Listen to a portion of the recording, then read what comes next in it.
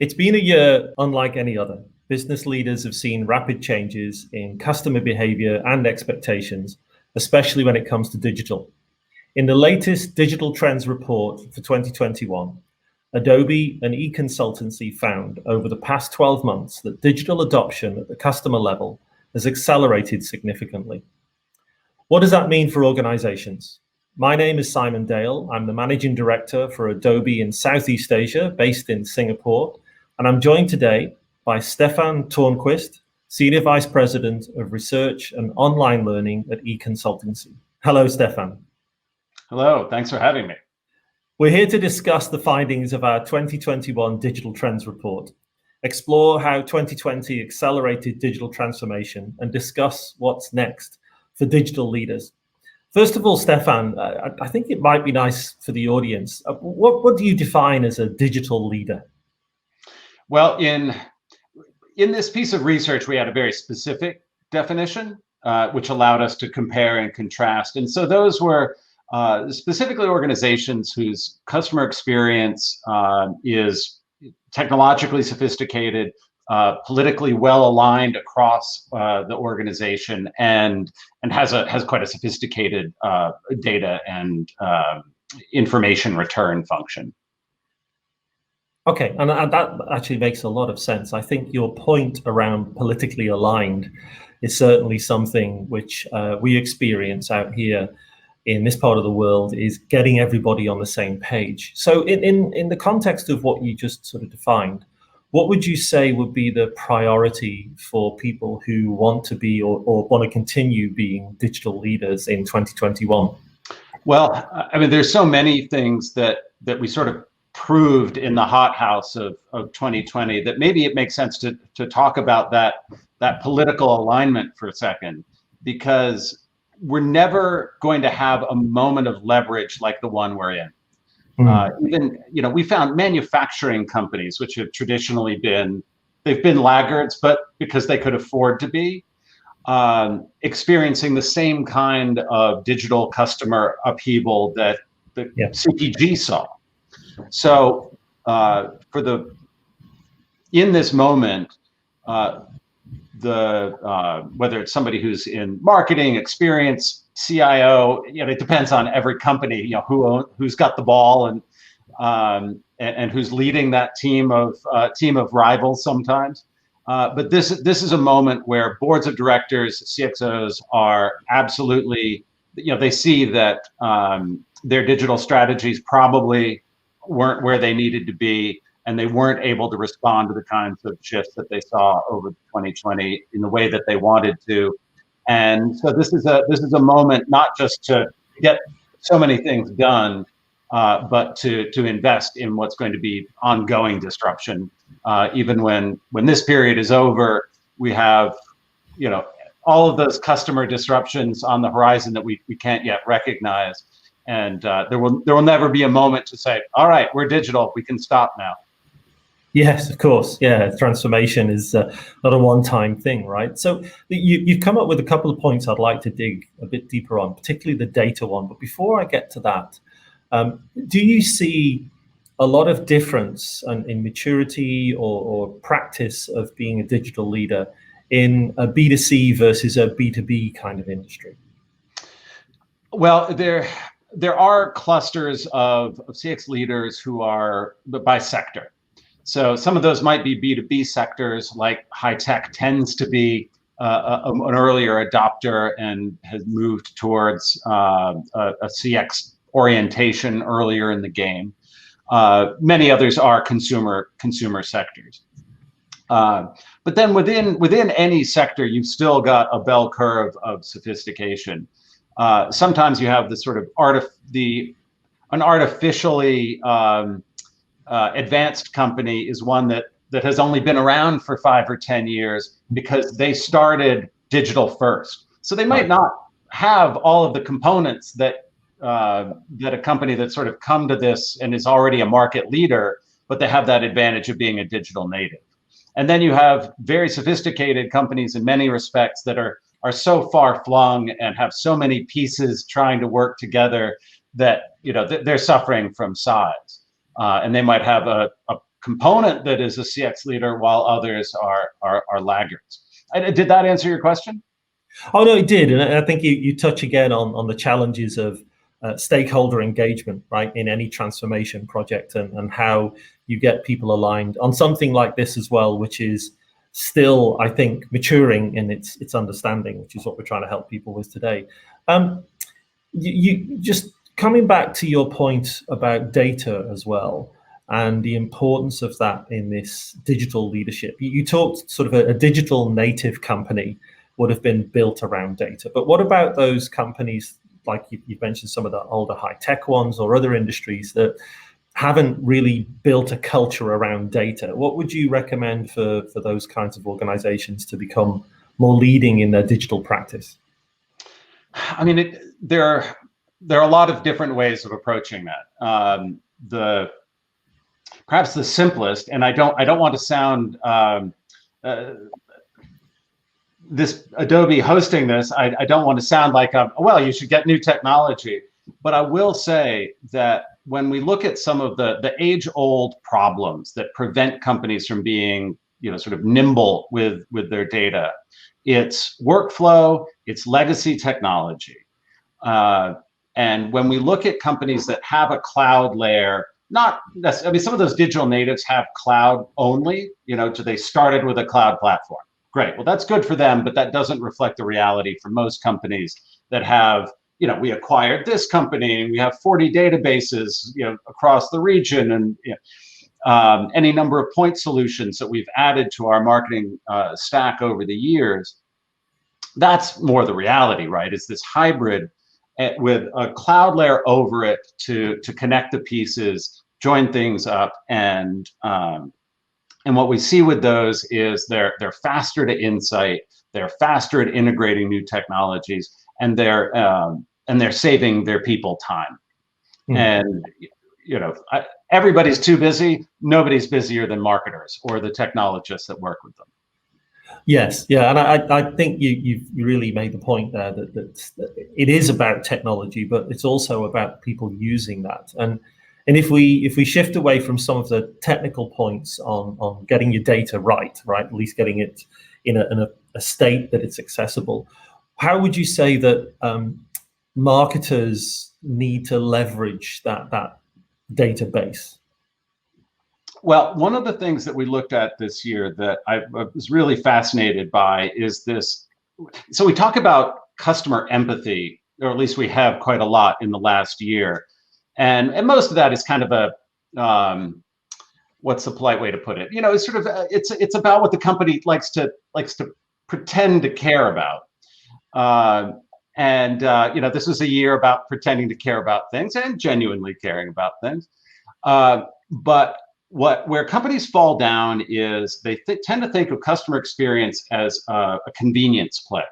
We're going to shorten the distance between your desire and our fulfillment to as short as possible. And that's very difficult to compete with, because that's what everybody's trying to do. And so competition on that is very expensive, and you're always going to be one step, there's going to be, somebody's going to be passing you as. And so, of course, there are the absolute requirement for convenience, but when we talk about empathy, I think what we're really talking about is understanding the customer journey in a deeper way, understanding what are those moments of friction, whether it's B2C or B2B. We're all emotional creatures. We all are wondering, am I making the right product choice? Am I, can we afford this? All of those questions come into play regardless of the type of purchase. And companies have very little insight into that. And when you take our technical capability at looking at, where do people drop out? What kinds of content do they look at? All of the subtle and explicit indicators of that friction. When you take that sort of technical capability and marry it to what marketers are really good at, messaging, communication, and easing that friction, then you've really made a difference for the customer in their experience. Yeah, so certainly it's not a simple task, right? But I think you've made the point there that it is getting over that complexity of bringing the technology and the marketing business people closer together, and and orienting it towards impacting the customer journey in particular. Particularly like your point about that, yes, empathy can be taken many different ways, but understanding the customer's needs and serving them in the right way based on what the data tells you about how they interact with the brand is a good way of closing that loop. Just back to the point on B2B and B2C, do you see any difference in expectations of the customers in those different kind of industry focus areas? Well, in a way, I think, what happened in B2C was all of the things that were already happening just got accelerated. 2 years, 10 years, depends on the sector. But at least, if you were in media and entertainment, for example, you knew that sooner or later you were going to be unbundled from some terrestrial cable relation. Like, it was just the clock was ticking on, I know that people want what they want, when they want it, wherever they want it, and they do not care about my distribution deals. So in the consumer space, it was just a sort of compression and acceleration. I think in B2B, this is going to be a more profound and long-term shift. Both the distance we have to go in B2B from just sort of hitting the minimums in digital is further. Many companies have suddenly found that most of the buying process is happening online or some way digitally, and so the sales organizations that they've built up have nothing to do. It's too late. By the time somebody picks up the phone, they've decided to buy, but a lot of people never picked up the phone. So there, first of all, there's a much larger space to larger gap, and the sales process, I think, really profoundly going to be impacted by the move to remote work. Obviously, this varies considerably by region, but what we're seeing is just an absolute reset on the traditional sort of, let's get 20 people in a conference room and talk this out. That's just not going to happen. It's just so much cheaper. Forget about sort of current concerns, but as we emerge from this period, it's just so much more efficient not to get on a plane for a 1 hour meeting. And so you're going to have distributed buying committees. And in B2B, we're going to have to get, we've talked about needing to be good at content that's specific to the role for a long time. Now, because it's so much is happening online, we're going to really have to put our money where our mouth is. Yeah, and I think you make a very good point there, that the personalization of content in the B2C space is a science, right? And B2B is catching up, even though there's been a lot of talk, as you say, of helping to create the right content for B2B buyers. Now's the time to really get it accelerated. And just another perspective on this as well, I wouldn't mind getting your views on. In the B2C space, there's quite a lot around loyalty and retention being a big focus these days, beyond, getting the content right, getting people engaged and converting them. Then, particularly in Adobe's own business, right, we focus a lot on making sure our customers are happy and continue to be happy to use our service and pay us for that, right? Do you see the B2C space has really got that now, or is it still a journey? And then how does it translate over to the B2B space, do you think? Well, I will say that people say they're going to be spending more money on retention. But they have before.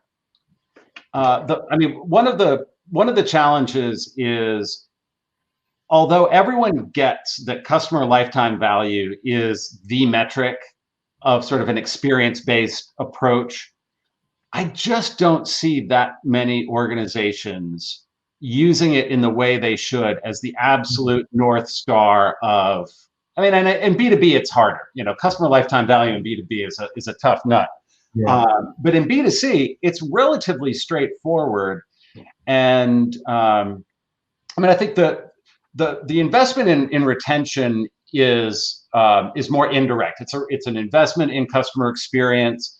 I've noticed a lot of companies being very interested to discover that customer experience investment tends to have a payoff up funnel as well.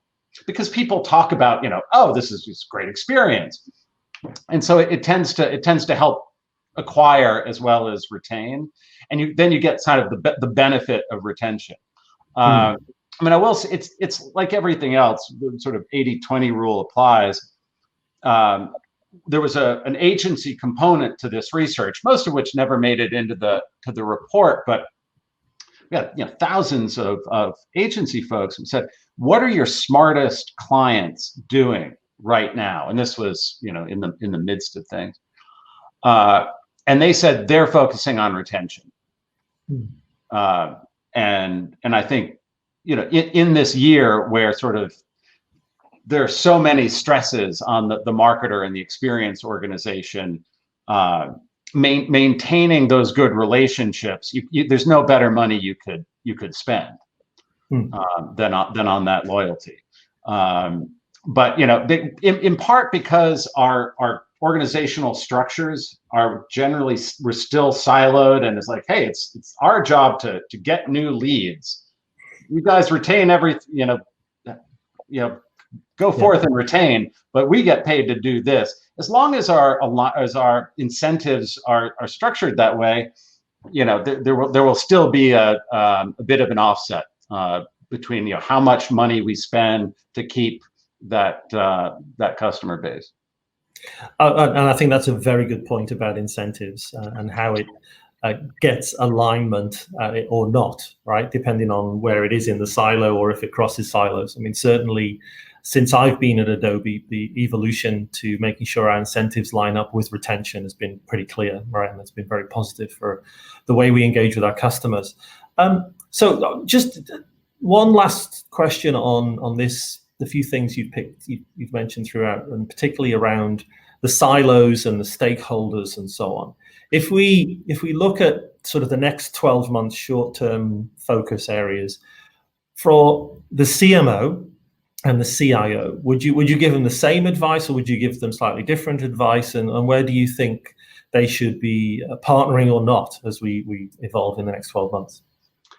Well, I think if they don't partner, then you're going to have one of those organizations where marketing just goes back to being, we put on trade shows, and the revolution that's happened in marketing is very much in that intersection. And the organizations that are really successful are ones where they partner well. And actually, when we dig into it, it's rarely, CMOs don't complain about the CIO as much as they do other members of the C-suite. So there's that. Because I think the information, the tech side has really come a long way in their understanding of what their role is.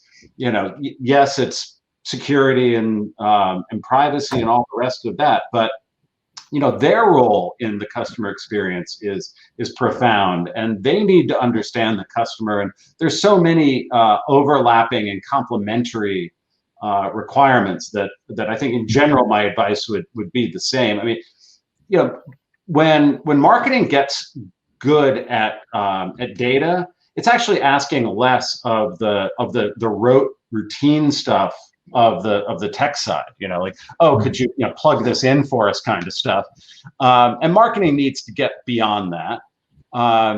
And both marketing and technology are going to benefit from the kinds of automation that simplify workflows, from having a marketing operations function that greases the wheels between the two and agrees, like, all right, this is how we define these bits of data, and we're going to make sure that the whole organization has access. And so generally speaking, I think they benefit from the same digital imperative that we're seeing right now. Of course, they're going to be turf wars, but that we don't have enough time to talk about turf wars.